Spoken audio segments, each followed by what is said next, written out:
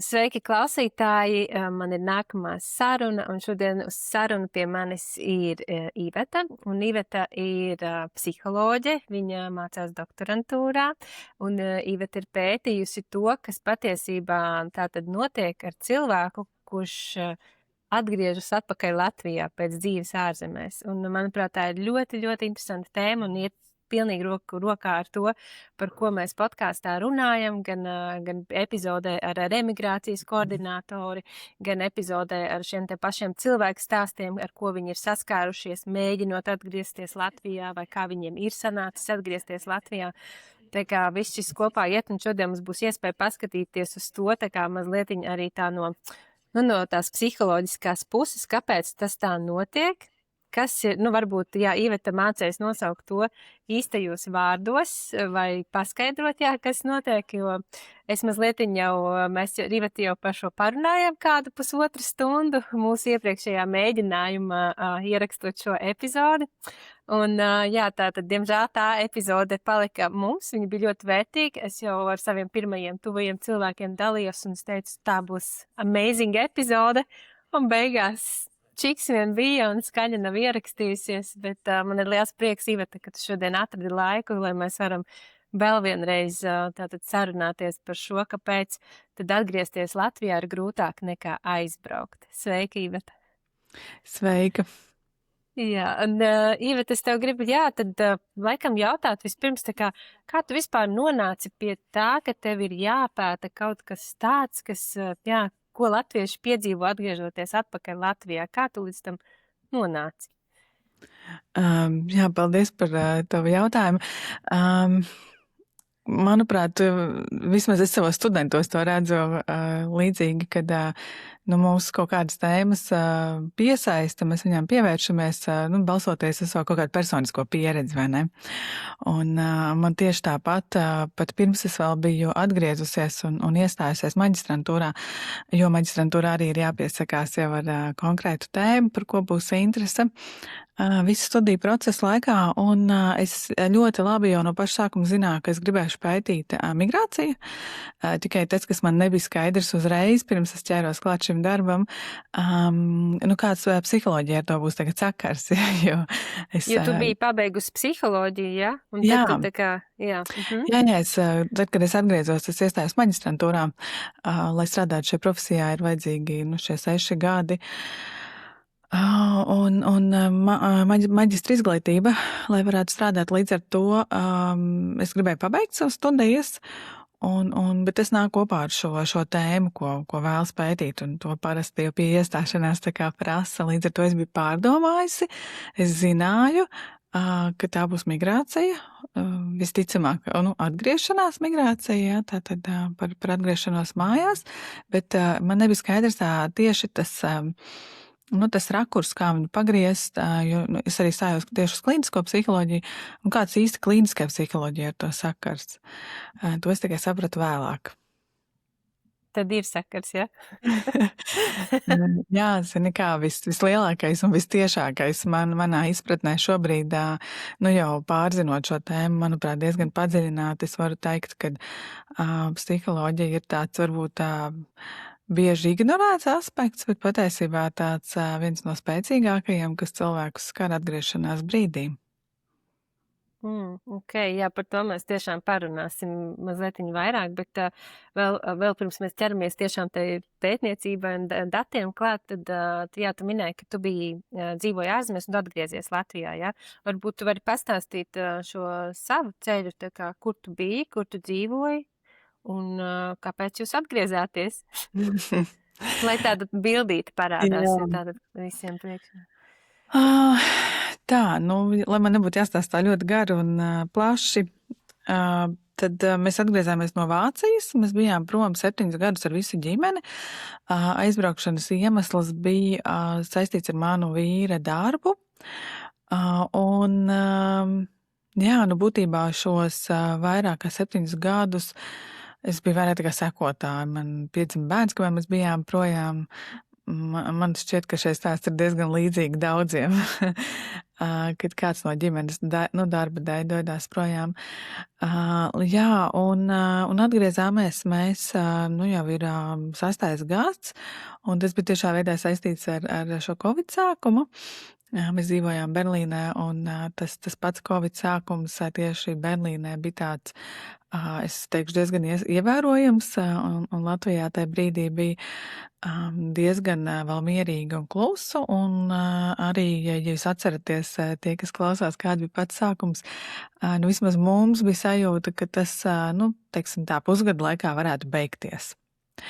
Un atgriezties tā kā atpakaļ šī normalitāte. Un tad mums vienkārši likās loģiski, ka ņemot vairāk mēs dzīvojam pašā Berlīnas centrā un uz ielas pārvietoties bija gandrīz neiespējami. Mēs dzīvojam tādā pilnīgā izolācijā. Mums likās, ka Latvijā, kuru šis vīrus it kā vēl neskara, varētu būt tā kā tāda daudz patīkamāka un drošāka vide, kur pārlaist un sagaidīt to vīrusu beigšanos. Protams, šīs kaut kādas mūsu pieņēmumi pilnībā neatbilda patiesībai, ko mēs uzzinājām tikai vēlāk. Bet, tas bija tāds galvenais iemesls, kāpēc mēs atbraucām mājās. Jā, bet jūs jau nevarējāt zināt. Un kā tagad, piemēram, kad tu atskaties atpakaļ, tas bija tāds, pareizais lēmums. Es nezinu, vai tā var vispār iedalīt vai ne, bet kā tu jūties par šo te lēmumu, ka jūs atbraucāt? Vai kā tu jūties tajā brīdī, ka jūs atbraucāt? Jā, īstenībā tanī brīdī tieši, ka jūs esat atgriezušies, un kā tu jūties tanī brīdī?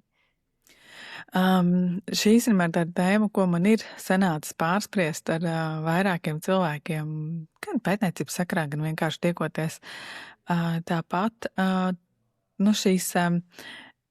tā kā šos paralēlos scenārijus, ko mēs mēģam izspēlēt savā galvā. Kāds būtu, ja es būtu palicis, kāds būtu, ja es būtu atgriezies, kas būtu tā kā, noticis, un mēs jau nezinām. Mēs nezinām, kurš ir patiesībā pareizais lēmums, un vai vispār ir kāds lēmums pareizs, vai tie ir vienkārši paralēli scenāriji, kas var notikt pie kaut kādiem noteiktiem nosacījumiem. Un man sākumā patiesībā bija diezgan varbūt sarežģīti pieņemt, jo es zinu, ka, ja nebūtu sācies Covid, mēs nebūtu apsvēruši. Mums bija diezgan tādi, es teiktu,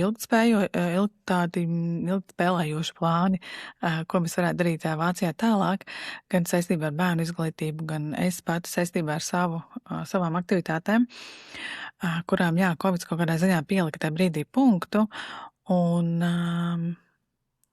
tad man tā kā šo lēmumu, kad man ir jāatgriežas, bija tā salīdzinoši grūti sākumā pieņemt. Es viņam pretojos iekšēji. Man tas nelikās tā kā gana labs iemesls, bet es tajā brīdī tā kā noticēju sava vīra iekšējai sajūtai, ka tas ir pareizs lēmums tajā brīdī, un patiesībā diezgan ātri pārgrupējos pat iekšēji gan ar to, ko es darīšu Latvijā, gan kas būs nākamās lietas manā dzīvē, kā es aizpildīšu savu laiku, un tas arī bija tāds, varētu teikt, kas izdevās veiksmīgi, kas nospēlēja manā labā, kāpēc man bija salīdzinoši, manuprāt, viegli iejusties, man bija diezgan ātri skaidrs plāns, ko darīt. Bet tad, kad jūs braucāt atpakaļ uz to Covid laiku, mums bija plāns tā kā, ka jūs tikai pārlaidīsiet to vīrusa laiku un tad brauksiet atpakaļ, vai jums jau bija vairāk skaidrs, ka tā kā jūs paliekat uz kaut kādiem vēl gadiem Latvijā tomēr? Vai tas bija skaidrs jau? Jā, tas tā sākotnējā izjūta pilnīgi noteikti bija, ka tas ir īslaicīgi. Ka tas pāries, un tad tajā brīdī mēs tad atkal skatīsimies, kā mēs jūtamies un ko mēs varam darīt tālāk.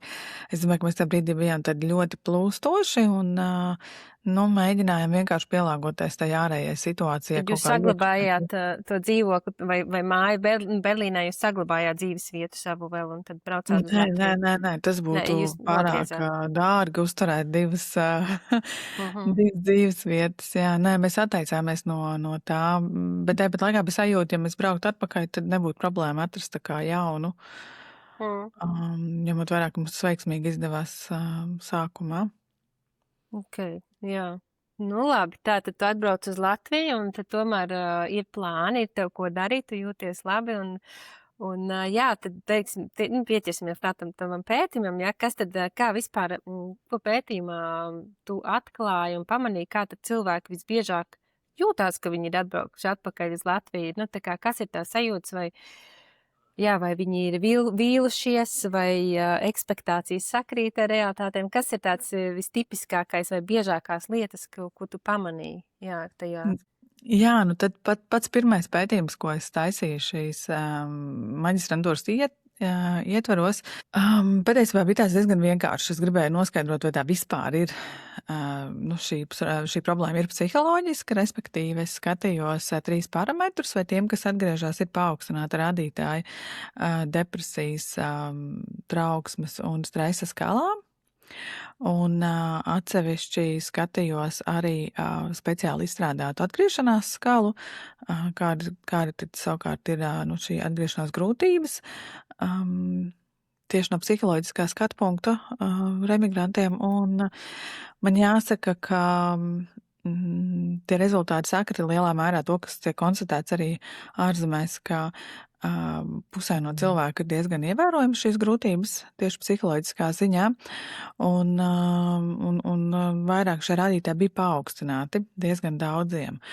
Un tā gradācija kopumā bija viss spektrs, sākot no tiem, kam tas likās ārkārtīgi viegli, un viņi arī neuztvēra, ka tās ir kaut kādas milzīgas pārmaiņas, braukt šurpu turpu, bija tā kā kaut kādā ziņā daļa no viņa dzīvesveida, un vienlaikus bija pietiekami arī daudz cilvēki, kas teica, ka tas viņiem ir bijis pats grūtākais, kas ar viņiem noticis, un ka tas ir bijis vēl grūtāk nekā aizbraukt.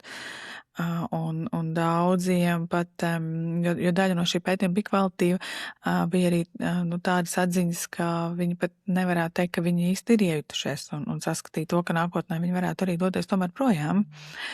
Tā kā tā gradācija bija patiešām milzīga, tas problēmu spektrs arī bija pietiekami liels, un tas, manuprāt, ir kaut kādā ziņā likumsakarīgi, jo šī pārvietošanās starp valstīm, viņi jau neskar kaut kādu vienu jomu, viņas skar pietiekami daudz jomas, gan profesionālo karjeru, gan attiecības, gan dzīvesvieta, fiziska dzīvesvieta, jā, gan apkārtējais draugu loks pilnībā nomainās.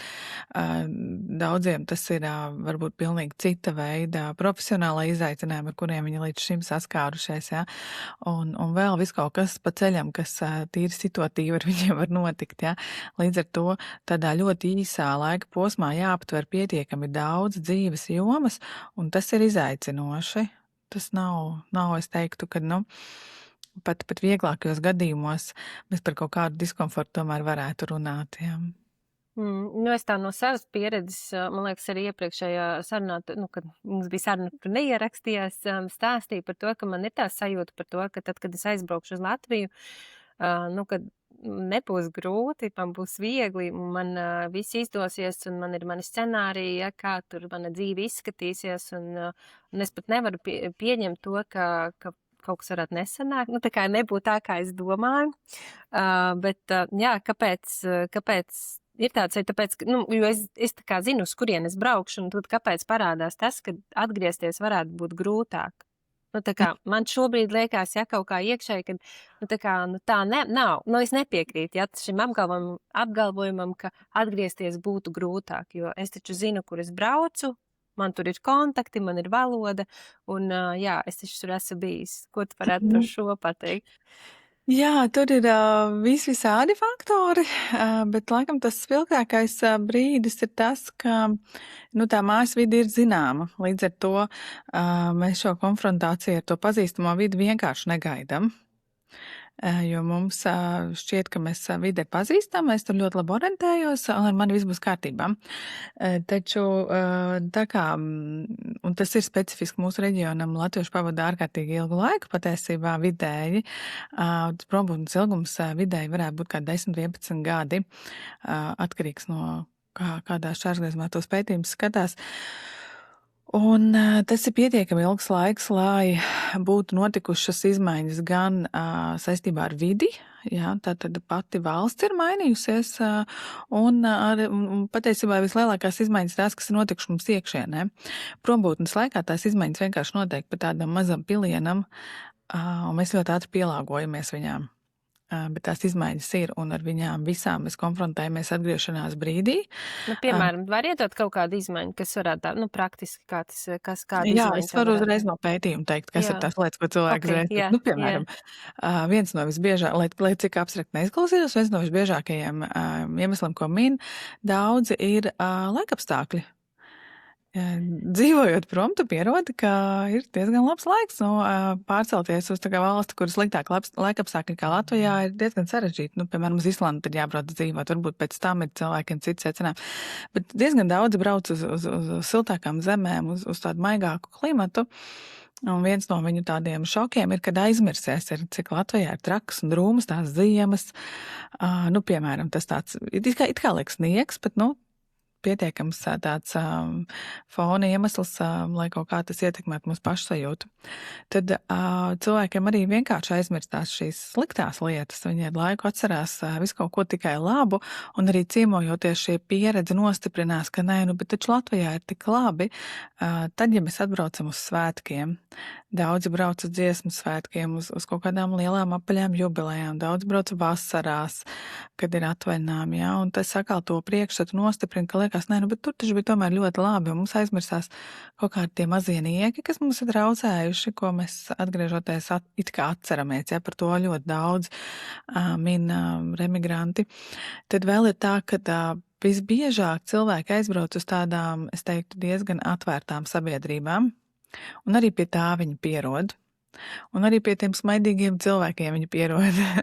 Un vēl visādas, nu, tādi mazi sīkumi. it kā nemanāmi, bet tā tu pierodi. Jā, un tad saskaroties ar to realitāti, kas ir šeit, jā, var būt tā, ka tas kontrasts ir tomēr diezgan milzīgs. Un daudzi cilvēki īsti nav gatavi atgriezties tajā, nu, ne tajos laikapstākļos, ne tajā varbūt kaut kādām, nu, kur ir samazināts prieka daudzums, jā, apkārtējos, vai kaut kādas lietas, kā risina problēmas, vai, nu, tur varbūt viss kaut kas atkarīgs tiešām no pie kuras valsts ir pierasts.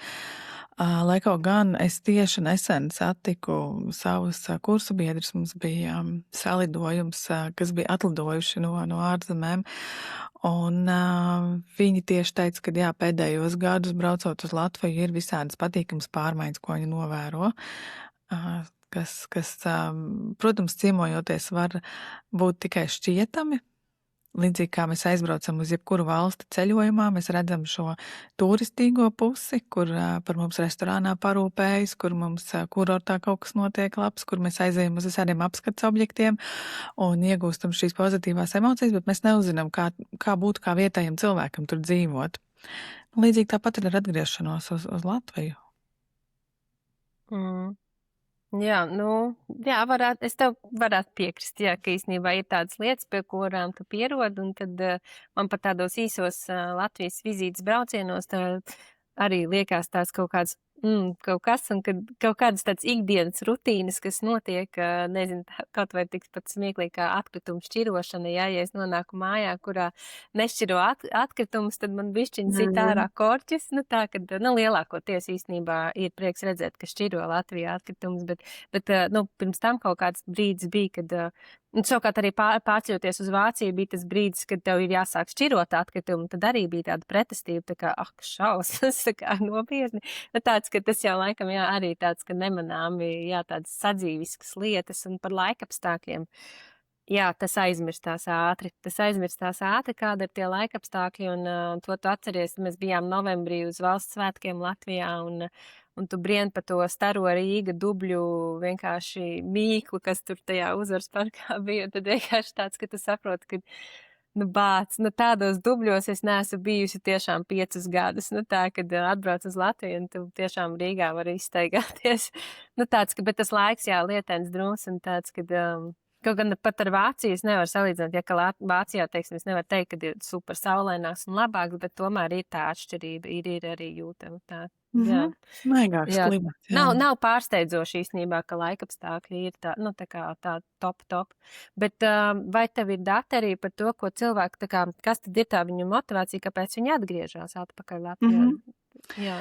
Jā, to es Tie vairāk nav skatījos. laikapstākļi, to mēs saprotam, tie nav laikapstākļi. Jā, to es skatījos doktorantūras pētījumos, un patiesībā daba ir viens no iemesliem, kāpēc, ko cilvēki min. Un tas būs saistīts vairāk ar to, ka cilvēki brauc uz tādām lielajām metropolēm, nu, piemēram, uz Londonu, kur tas tā dabas pieejamība ir samazināta. Un tad atbraucot uz Rīgu, liekas, ka tu 20 minūtes pavadi mašīnā un tomēr jau nokļūsti mežā. Tas, nu, pēc, teiksim, ilgstošas dzīves tādā milzīgā metropolē var šķist tāds, nu, neatsverams ieguvums vai nokļūt ātri pie jūras, kas ir, nu, pilsētas, kuras būtu neiespējami, vai ne? Tāpat laikā arī tā pārapdzīvotība ir tas, kas traucē, kur gribās tomēr nu, tādam viensētniekam būt tai savā mājā, kur nav apkārt to kaimiņu, un ka pa ielu var pārvietoties viegli. Tas arī cilvēkus uzrunā. Diezgan daudz minēja arī, ka atkal šais pašās lielajās metropolēs ir sabrauc ļoti liels imigrantu skaits. Un ka tas ir traucējoši, gan šis noziedzības līmenis, kas ir pacēlies, gan kaut kāda spēja, nespēja tiesību sargājošām institūcijām tikt galā ar to situāciju. Tad viena daļa tiešām arī tā kā bija šī Covid ietekmē, atzina, kad ir atgriezušies, un tas bija arī saistīts no dažām valstīm ar to, kā šīs konkrētās valsts netika galā ar dažādiem aspektiem, kas bija saistīti gan ar izolēšanos, gan vakcināciju, gan vēl visādi argumenti tika minēti. Un arī dzen to, ka Covid laiks izgaismoja vēl tādu aspektu, ko arī pietiekami daudz minēja, kā sajūta tādu tā kā apdraudējumu veselībai tieši saistībā ar vecākiem vai vecvecākiem, un tas likās arī tāds, nu, pietiekami spēcīgs iemesls, kas atgādināja par to, par ģimenes klātbūt, par vērtībām, pavadīt laiku kopā ar ģimeni. Tā kā tie iemesli patiesībā, viņi ir gan daudziem vienādi, gan pietiekami arī dažādi. Manuprāt, tādi, kas bija unikāli, tādus es neredzēju, pārsvarā, kas tiešām saistīts vai no darba attiecības, kad ir izbeigušās, vai personiskās attiecības, un meklēt tad šo ceļu atpakaļ uz mājām. Tas tāds, manuprāt, jau iepriekš arī pētījumos uzrādījies, un tad šie saistībā ar kaut kādiem ārējiem notikumiem iemesli.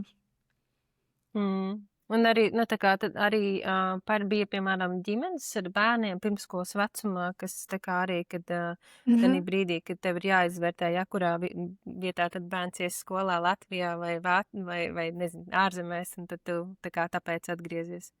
Jā, tas arī uzrādījās, ka nu kā viens no iemesliem, kad ir šie mazie bērniņi piedzimuši un tad viņi jālaiž skolā, tas, manuprāt, statistiski ir jau labu laiku. To var socioloģijas aptaujās redzēt, kad tie mazie bērni ir iemesls. Viņi ļoti ātri saprot, atkal atkarīgs no valsts šo izglītības sistēmu, ka viņi atšķirās no mūsu, un arī valodas saglabāšanas nolūkos. Tas arī tiek minēts kā iemesls, un arī šī, nu, varbūt tā kā attieksmi par to citu kultūru, kur es esmu minējis argumentus, piemēram, neeksistē pulciņi, jā, bet gribās to bērnu laist tajā muzikas skolā, nu, piemēram, jā. Nu, tādi iemesli arī, jā, figurē. Jā, jo tā kā interesanti, ka tu mini, to, kad notiek kaut kādas tādas pārmaiņas, jau kaut kāda apstākļa, kad cilvēks sāk izvērtēt, kas ir tās vērtības, pie kā viņš grib atgriezties, pieturēties, vai tie ir ārēji apstākļi vai, nu, principā ārēji apstākļi, jā. Un, jā, kad un arī mēs runājam par to identitāti, jā, kas tad notiek ar tādu cilvēku identitāti ārzemēs, ka tu kā mainies un tev piepilina klāt, un tad brīdī tu arī tev ir iespēja vairāk izvērtēt, tu sāk domāt par tām vērtībām.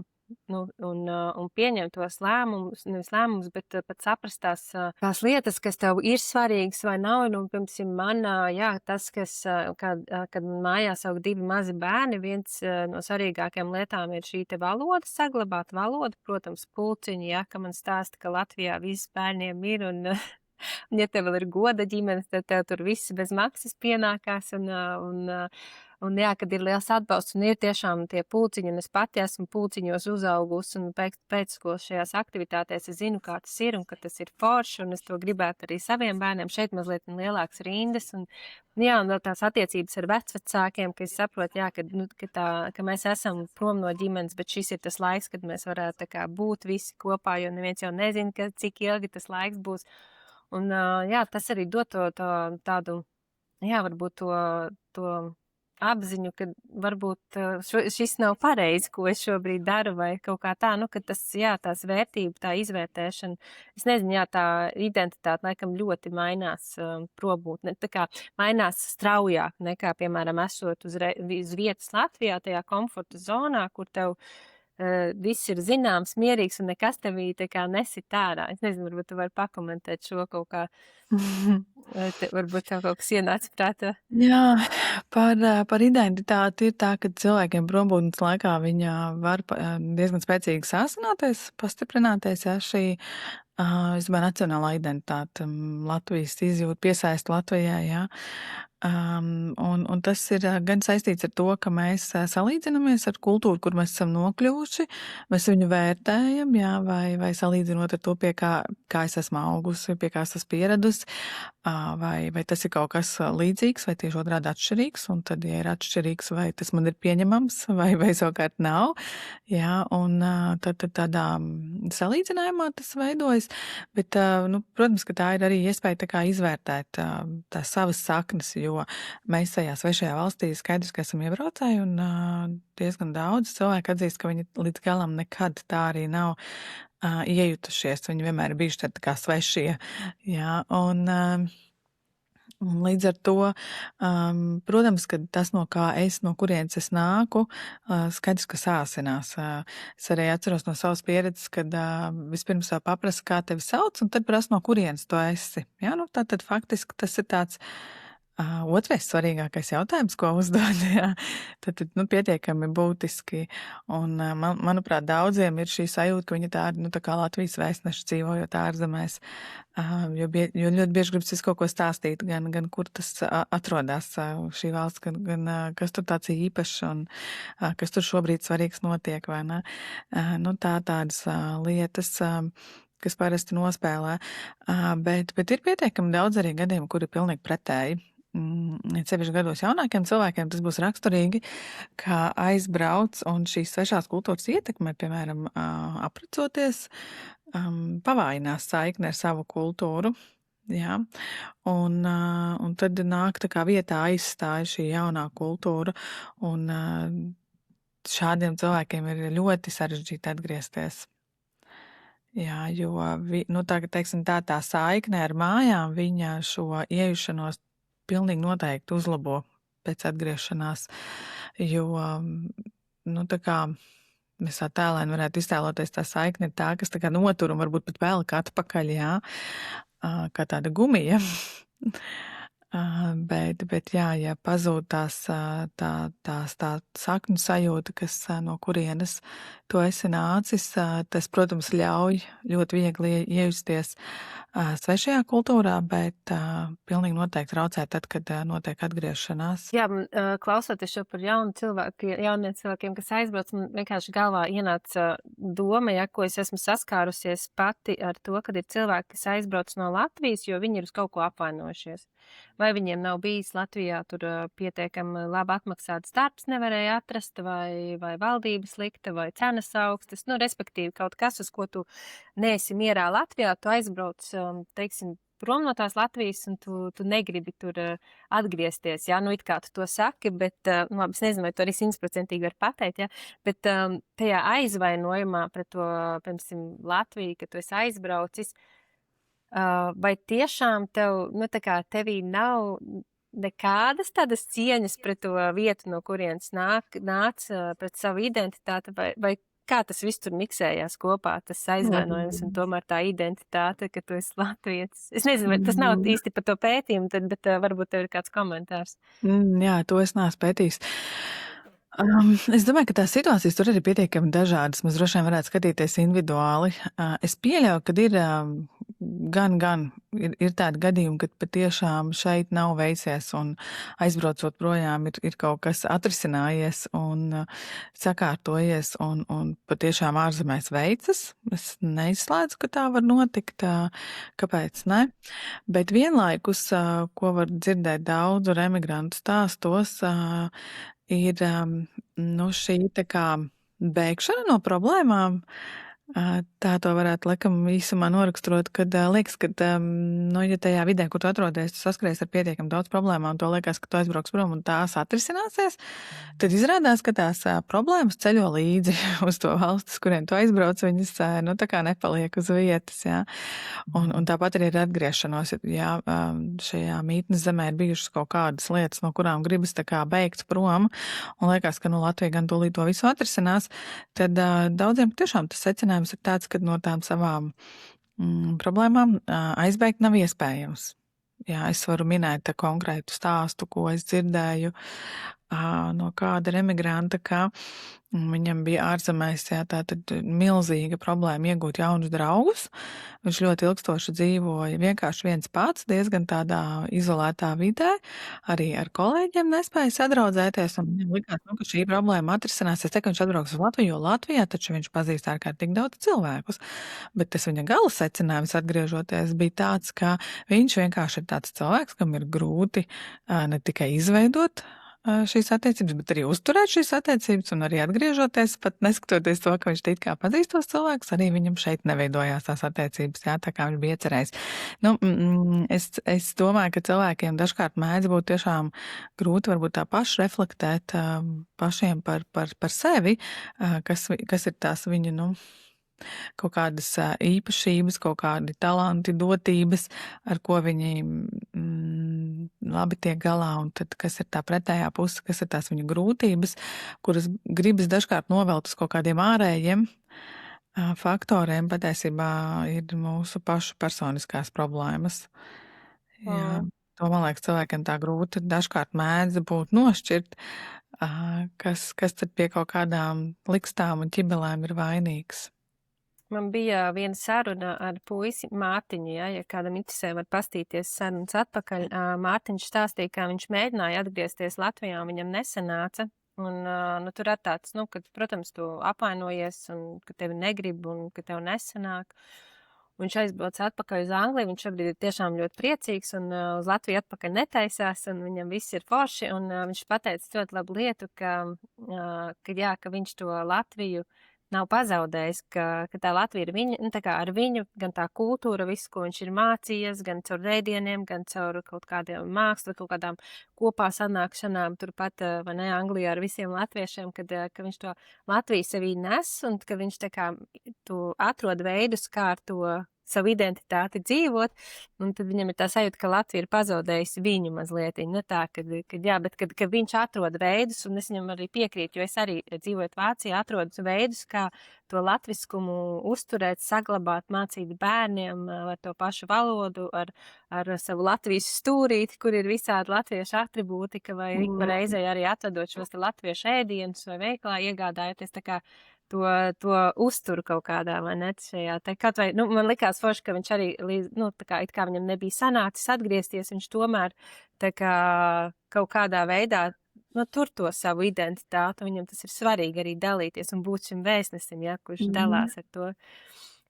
Jā, bet atgriežoties vēl pie tiem, tātad pie pētījumu saistītajām lietām, kamēr vēl laiks iztaujāšu, tātad, piemēram, cilvēks atgriežas Latvijā, un kā tad viņu uzņem sabiedrība šeit, tā kā Latvijā, kā Latvijas sabiedrība uzņem tos iebraucējus, atbraucējus, atbraucējus, jā, vai viņi jūtās atbalstīti, vai ir kaut kādas, nezinu, lietas, kas netiek pieņemtas, jā, kas... Jā, tas Tur tās parādās. pieredzes arī dažādas, un droši vien es domāju, ka tā kā Mārtiņam ir gājis, viņš noteikti nav vienīgais, tā ir noteikti daudziem gājis. Un viena no tādām problēmām, ar ko cilvēki, kas atgriežas saskarās, ir šīs gaidas, jo gan politiķi, gan dažkārt sabiedrība, gan arī visādi uzņēmumi, pašvaldības, pilnīgi noteikti arī kaut kādi tuvēji apkārtējie cilvēki uztur to narratīvu tādu, ka Latvija tevi ļoti gaida atpakaļ. Un tas, kā emigranti to izjūt, viņiem liekas, ka viņi atgriezīsies un kad viņiem būs kaut kādi notikumi, kurus patiesībā viņi bieži vien pat nespēja nodefinēt, kam būtu bijis jānotiek, lai viņiem šī sajūta piepildītos. Bet vienmēr sakot, ir kaut kādas lietas, ko viņi sagaida, kas viņiem radīs to izjūtu, ka viņi ir ārkārtīgi gaidīti atpakaļ. Jo tas narratīvs kaut kā, gan lasot sociālos mēdījus, gan vienkārši parastos mēdījus, gan, nezinu, lidostā lācīts ar uzrakstu, kuram virsū ir Latvijā kāds tevi ļoti mīl. Jā, visi, man liekas, viņus ir redzējuši. Nu, tā kā katra šī kaut kāda tāda nianse, kas tā kā pielīnējā to sajūtu, ka ļoti gaidīs atpakaļ. Bet ar ko saskarās dažkārt emigranti ir, ka darbu atrast ir ļoti grūti, par adekvātu samaksu grūti atrast. Liekas, ka vajag augstāku amatu, bet neviens nedod, jo tā kā varbūt tur tā pieredze kaut kas neatbilst vai tam līdzīgi. Vienmēr sakot, atduras pret kaut kādām durvīm. Un tas ļoti ātri apgāž šo sajūtu un liek domāt pilnīgi pretēji, ka man īstenībā te neviens vispār negaida. Es tad vispār nevienam neesmu vajadzīgs. Un jā, vilšanās ir vārds, kas bija manā pirmajā pētījumā visbiežāk pieminētais, ko tu iepriekš arī teici. Un vilšanās mums rodas brīžos, kad mums ir šīs gaidas ļoti daudz. Un, lai atgrieztos mājās, mēs iepriekš arī par to runājām, vai ne? Tā dažkārt ir tāda sajūta, kurai vajag attaisnojumu, jo liekas, ka tas ir tā kā doties uz atpakaļ, arī ne tikai fiziski savā tajā ceļojumā, ja, ko katrs izvēlējies, bet arī emocionāli, tā kā apkārtējiem tā reakcija bieži vien ir, jā, nu kas tad tev tur nesanāca, atskrēja atpakaļ, jā. Līdz ar to, lai mēs varētu atgriezties tā pozitīvi un pilnvērtīgi, mums ir jāizdomā kaut kādi labi attaisnojumi, kāpēc es atgriezīšos. Un tad tas biežākais, ko cilvēki izdomā, nu kā man taču tagad ir brīnišķīga ārzemju pieredze, man ir perfekta angļu valoda, es, varu dabūt ļoti labu darbu. Latvijā noteikti šādi cilvēki ir vajadzīgi, bet tā realitāte, neskatoties to, ka šis ir ļoti loģisks apgalvojums, ko es tagad saku, bet tā realitāte daudziem ir tāda, ka viņi nevar atrast šeit īstenībā labi atalgotu darbu. Jā, un tad ir neizbēgama vilšanās un, protams, braukšana prom, un tad tas atgriešanās tāds sapnis, jā, viņš tad tā kā izkop gaisā. Un otrais cilvēki, es gan esmu dzirdējis gadījums, ka mēģina arī otrais un trešais atgriezties, bet daudziem, diemžēl, tas sapnis, jā, paliek tāds nepiepildīts un tas atgriešanās mēģinājums ir neveiksmīgs un viņš tāds arī tā kā zīmoks paliek uz pieres, kad es te nevienam īsti neesmu vajadzīgs. Bet, jā, bet, piemēram, tas... Vai tur ir atšķirības starp to, tā kā tas cilvēks, piemēram, skatās uz to, kā sabiedrība vai, valsts, ja, kopā tā kā uzņem viņu vai negaida vai gaida atpakaļ, vai tas viņa priekšstats sakrīt ar to, kā ir patiesībā? Vai patiesībā tiešām sabiedrība un valsts tā kā negrib uzņemt vai nav? Vai tas sakrīt ar to, ko mēs domājam, ka mēs domājam, ka tā ir, kā viņi tā domā, kā es domāju? Jā, par to jāveic pētījums ir, jo es varu tikai piekrist, ka mēdījos tas narratīvs taču ir tāds, ka tie cilvēki tiek gaidīti atpakaļ. Turklāt manā pētījumā ieskicējās arī tas, ka vairāki pat minēja to, ka, vai tad nav tā, ka cilvēkiem būtu jāizvēlās, mēs atbraucam atpakaļ vai tiek uzņemti imigranti, jo jāizpilda ir tukšās darba vietas, vai tad viņi tomēr mūs negribētu atpakaļ vairāk, jā. Jā, intuitīvi liekas, ka tā vajadzētu būt, bet realitātē ir kaut kādas darba vietas un daudzas, ar citu pētījumu arī sūdzās par šo birokrātisko slogu, ko ir ļoti sarežģīti atrisināt. kaut kādos atsevišķās situācijās kaut kas problemātisks ir bijis. Un, jā, man ir ļoti grūti nokomentēt, kāpēc tas neatbilst tā kā patiesībai, bet vajadzētu taču būt tā, ka, jā, ka mēs sagaidām atpakaļ, bet tās vilšanās tur ir nu, tiešām gan ar birokrātisko pusi, gan ar kaut kādu došanos pie pašvaldības pēc palīdzības, gan ar to, ka bērniem vietas nevar atrast skolā, gan ar, kas man vēl tāds ātrumā nāk prātā. Nu jā, tā kā par tām skolām es laikam esmu dzirdējis pietiekami bieži, laikam tie, kas uz Rīgu atgriežas, varbūt tas nav saistībā ar pašvaldībām, kas ir tālāk no Rīgas, bet tieši ar Rīgu saistībā, jā, kad cilvēki neprognozē, ka varētu nebūt bērniem skolā vietas, un izrādās, ka viņš ir atbraucis, atradis noīrējis dzīves vietu, pārcēlis visu ģimeni, bet bērniem nav kur iet skolā. Man starp citu bija līdzīgi, jā. Es arī nevarēju bērnam vesels 5 gadus atrast skolu. Nu, kas būtu tā kā saprātīgā tuvumā mājai. Jā, tās ekspektācijas, tās jau mēs uzliekam paši, tā kā ir, vai ne? Un tad, jo augstākas ekspektācijas mēs uzliekam, jo, jā, ir varbūt lielāks vilšanās, vai, nu, tā kā ir jāņem vērā, nu, manuprāt, ja es tagad priekš sevis saku, ka es atgriežos atpakaļ, piemēram, Latvijā, ka man ir jāņem vērā, ka ir manas ekspektācijas, bet man ir jāņem arī vērā, kāda ir tā realitāte tur. Un, ja manas ekspektācijas, piemēram, arī ir tādas, kad maniem draugiem, manai ģimenei būs laiks priekš manis, mana ģimene gribēs palīdzēt pieskatīt manus bērnus un dot man brīvos vakarus, vai kā, jā, kad es tagad dabūšu to atalgoto darbu un Latvijā labi atalgot darbu, bet tas ir iespējams, bet atkarībā, ja tu atkal skaties uz tām, ja tu zini, kādas ir Latvijā tās algas, jo viņas nav tādas tā kā Eiropā, un tev tā kā jāskatās arī uz citiem tiem ieguvumiem, tā pati daba, tā kā vai tas atsver vai neatsver, tā kā, jā, ka tev ir jābūt tā kā tajā saiknē ar realitāti, tu nevari vienkārši braukt ar to savu, es nevaru braukt vienkārši ar savu to kaut kādu izdomāto realitāti, kāda tur būs, neņemot vērā to, kas faktiski tur notiek un kādi ir tie apstākļi, tā kā, jā, šis ir ļoti vērtīgi, ko paņemt no šīs mūsu sarunas. Paldies! Un, jā, bet, jā, tad varbūt paturpinot šo tēmu, kas tavuprāt būtu tas, ko Latvija, sabiedrība, viņiem, kas būtu jāsaprot par cilvēkiem, kas atgriežas, lai viņi varētu tā kā palīdzēt vēl vairāk vai iejusties vai iekļauties tajā, jā, kas būtu tas jāsaprot par šiem atbraucējiem? Viena no vispār man pēdējā pētījuma atziņām ir tāda, ka viens no tādiem prognozējošiem faktoriem, cik viegli vai sarežģīti būs iejusties, ir iepriekšējā sagatavošanās. Un pirms atgriešanās fāze faktiski netiek ne tādā politikas līmenī netiek par to vispār diskutēts, kur nu vēl atbalstīts. Ne arī cilvēki īsti tam pievērš uzmanību.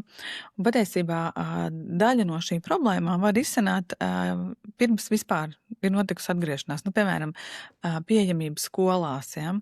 Man tādas domas prātā nebija, bet patiesībā uzzvanīt uz konkrētām skolām un paprasīt, vai manam bērnam būs vieta, patiesībā šo situāciju pilnībā atrisinātu, vai ne? Un tāpat arī ar darba iespējām. Tas, ko es redzu, ka daļa no remigrantiem uzkrāja kaut kādus naudas līdzekļus, piemēram, 3-6 mēnešiem, viņi atgriežas, tad viņiem ir doma, ka viņi iejutīsies, palaidīs bērnu skolā, atpūtīsies, lai tāds pārslēgšanās posms, un tad viņi sāks meklēt darbu. Jā, tad kurā brīdī tad viņi ar to darba tirgus realitāti saskaras? Tad, kad jau ir pa vēlu, vai ne, kādas izdarīt secinājumus. Tev jāņem pēdējais, pirmais, kas pagadās, jā, un tu saproti, ka...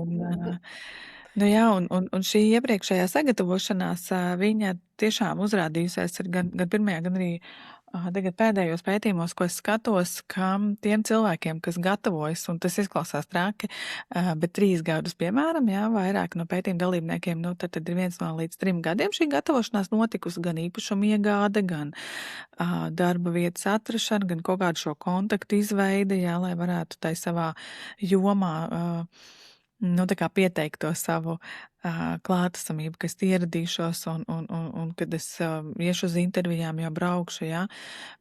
Nu, tas tomēr ir mazliet citādāk nekā no nulles sākt skatīties sludinājumu portālu un tad mēģināt saprast, kas vispār manā jomā te notiek, jā.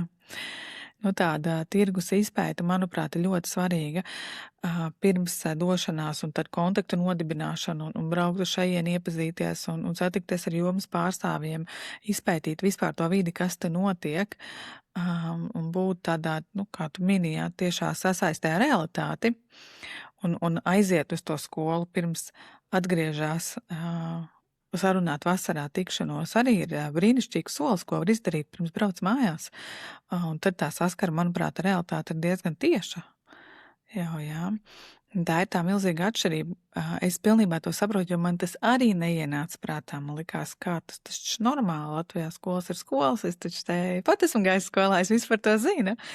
Jā, bet tā realitāte, ka pašvaldībā, kurā es dzīvoju, nav pilnīgi neviena vieta skolā, nu, tas rada to šo izjūtu, kā tad mūs tad atpakaļ neviens negaida, tad tie bērni Latvijai nav vajadzīgi. Jā, un te ir tas milzīgais kontrasts, ko var ļoti ātri saņemt, nezinot to realitāti, kas te notiek. Un diemžēl, nekā citādāk to nevar īsti tā kā ieraudzīt, ja vien šeit neatrodas uz vietas. Jā. Tā kā, bet es joprojām uzskatu, ka var ļoti daudz ko darīt pirms, un tas būtu jādara. Nevajag paļauties to, ka tā mājas vide ir tik ļoti pazīstama. Pa 10 gadiem mainījies ir pilnīgi viss. Jā, šis bija arī, kas parādījās sarunā ar Ingu Maģuli, remigrācijas koordinātori. Mums gāja saruna, un es viņai uzdod jautājumu, tātad, ar ko ģimene saskarās atgriežoties, un viņa mani tā smuki apturēja. Viņa pateica, parunāsim, kas notiek pirms viņi atgriežas. Tā kā viņi arī ļoti daudz izstāstīja, kas ir tās lietas, ko ir vēlams sagatavoties, lai tā atgriešanās būtu pēc iespējas mazāk stresaina. Nu tā, ka viņiem ir tātad šiem te remigrācijas koordinātoriem, ja cilvēks sazinās ar šādu, tad viņam tiek nodot informācija, attiecīgi, kuram gadījumam, kurā reģionā tu atgriezies, tev iedot šo te realitātes nezinu, tos pašas, kam tev jāaiziet cauri tās pašas, skola, dzīves vieta, darba vieta, viss, tā kā bankas konti, turpat bija, ka tev ir jāatver bankas konts, lai tu vari Latvijā LV piereģistrēties, un tādas tiešām praktiskas lietas, ja tu gadiem neesi bijis, un tev it kā nebija nekāda tā kā saikne ar Latviju, tad ir ļoti tiešām daudz, kas mainījies, vai ne, lai tiešām tu zinātu un vienkārši aptvertu to realitāti, kā lietu kārtība notiek Latvijā šobrīd. Jā, tā sagatavošanās. Jā, un tās birokrātiskās lietas dažkārt ir neiedomājamas. Piemēram, es arī, kad pieteicos savām studijām, un Covid jau bija sācies, katrā ziņā no Berlīnas atradot, bija diezgan sarežģīts uz Latviju, bet viena no kaitinošākajām lietām, kas man tajā brīdī tiešām, latviski sakot, izbesīja, bija tāda, ka universitātē līgumu parakstīt piekrita tikai uz vietas.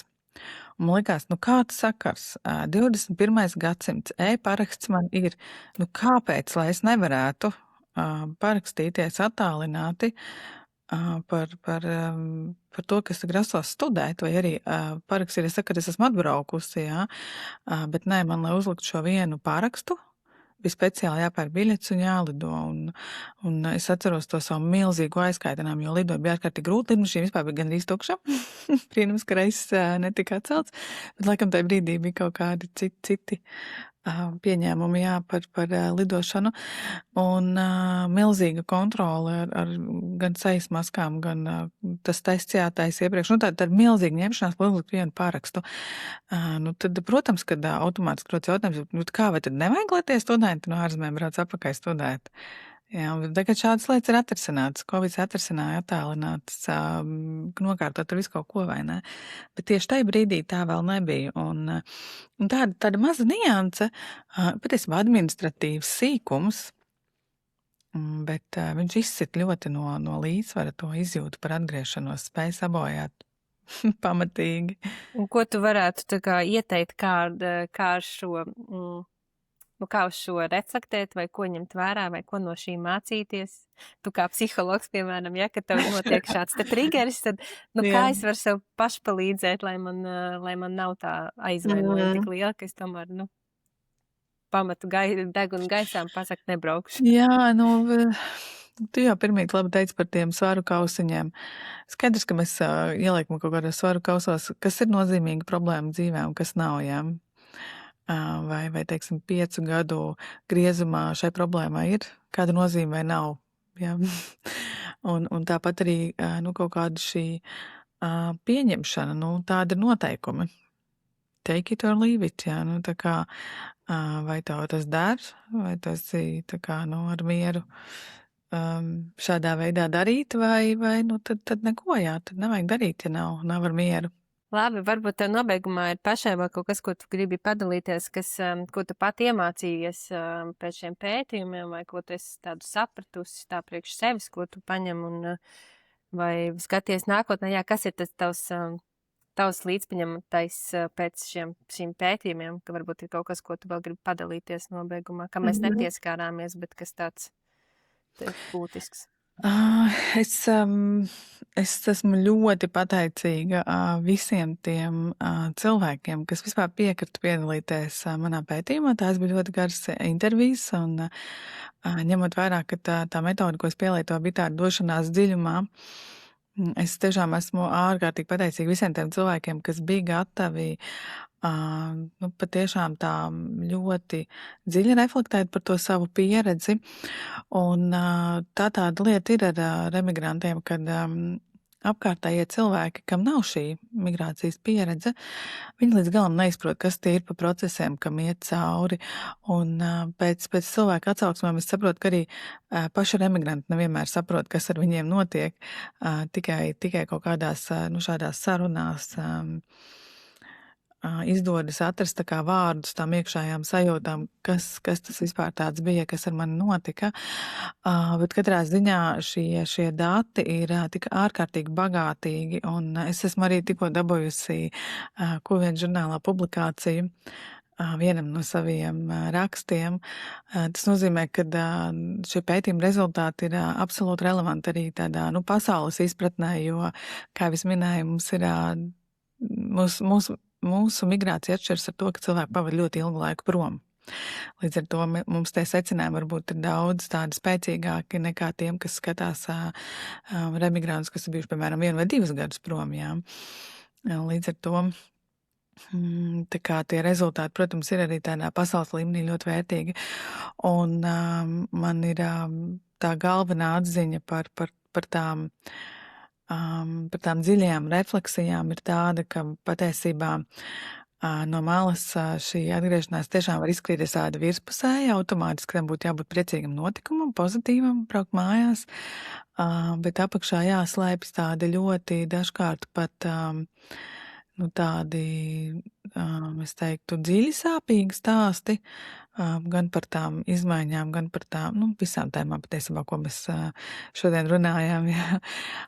Viņi uzsumējas un noslāņojas dažādos dziļos slāņos vēl par to, kas ir ar katru noticis, un man tiešām ir neizsakāms prieks bijis to ieraudzīt, un kaut kādā ziņā nest arī tālāk šos stāstus, jā, tāda tāda milzu uzticēšanās un tāda paļāvība un jā, kas ir, tā kā, it kā liekas viena cilvēka stāsts, bet kopsumā viņš ir iedevis tādu pietiekam lielu bildi, uz kā pamatas es varēju izveidot gan šo atgriešanās modeli, gan pētījumi vēl turpināsies, es domāju to doties tālāk, bet jā, milzīgs paldies tiem visiem cilvēkiem, kas piekrita piedalīties pētījumā un dod arī šo ieskatu pārējiem, jo tas, ko es redzu, ka tie stāsti tiešām atkārtojas, tie nav unikāli un citotīvi, viņi ir, šīs izjūtas ir lielā mērā daudziem cilvēkiem. Forši, jā, paldies.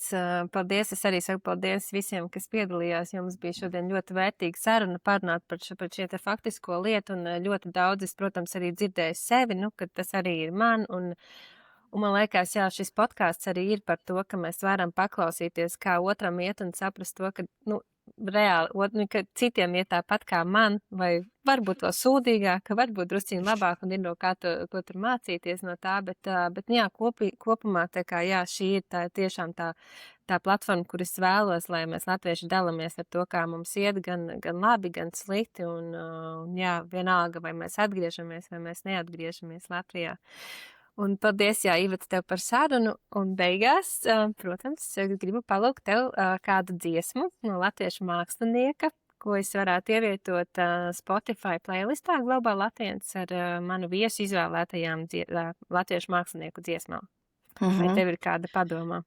Pirms es tev atbildu par dziesmu, es gribēju pateikt arī tev paldies, ka tu rosini šīs sarunas, un es domāju, ka bieži vien cilvēki tajā ikdienas rutīnā, viņi nesēž un nedomā, kā man iet. Gan esot emigrācijā, gan arī plānojot vai atgriežoties mājās, un ir ļoti vērtīgi dzirdēt citu pieredzes stāstus, un, manuprāt, uz jebkuru pusi migranti ļoti augst pēc šādiem stāstiem, jo viņi grib spoguļoties, viņi grib spoguļot tās savas emocijas, kas ar viņiem notiek, viņi vēlas, protams, izprast un izskaidrot, un tu dari brīnišķīgu darbu, piedāvājot šādu saturu cilvēkiem. Es tiešām domāju, ka pat ja tev neuzrakstīs daudz cilvēki, ja viņiem tas ir noderējis, es domāju, ka tas daudziem būs noderējis un būs ļoti vērtīgi to dzirdēt un saprast līdz ar to arī tās savas tēmas, kam iet cauri. Yes. Paldies tev, jā. Ļoti jauki to dzirdēt. Man arī patīk, ka uzraksta tā kā droši. Bet nevienmēr cilvēki pasaka. Jā, protams, jā. Mēs jau nekad nezinām, kurā brīdī un kā mēs kuru aizskaram un tā, bet jā, paldies tev. Ko es pagājušais teicu, kārties? Nezinu, vai tu atceries, kas tev nāk tagad prātā? Man liekas, tev pagājušais bija siltā gaismā, šipsī. Jā. Jā, es tagad gan atceros, jā. Tas noteikti bija saistīts ar manu dēlu, viņš to dziesmu dzied, jā. Jā, noteikti. Paliekam pie šipsī, jā? Jā, lieliski izvēle. Lieliski izvēle gauma dēlam, jā? Jā, labi, paldies, ja iespējams tiksimies kādā vēl sarunā, un jā, tā kā, ja ir kādi jautājumi, droši vien rakstīt, varbūt es varu ļoti tālāk Ivetai atbildēt, turpināt šīs sarunas, ja ir kaut kas super karsts tāda tēma, kas jums interesē, noteikti uzrakstiet, un mēs varam izskatīt iespējas vēl kādreiz satikties šādā kompānijā. Tā kā jā, paldies.